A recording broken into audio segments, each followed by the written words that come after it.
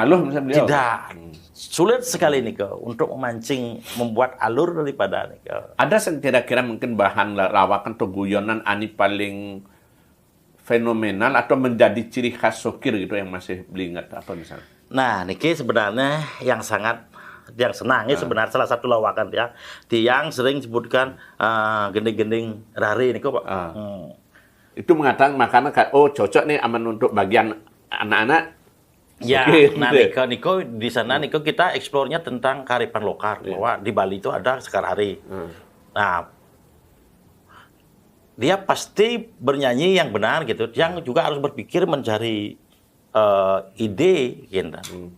Membuat juga bentuk nyanyian itu tapi diplesetkan, bahkan yang bisa kurangi seperti itu. Ada yang buat sendiri mungkin. Ada nada gitu tapi ganang mungkin seperti itu dilakukan salah satu bentuknya karena akhirnya yang temukan di sana yang menjadi permainan Niko dan bahkan dibuatkan gending Niko sebenarnya sampai Niko.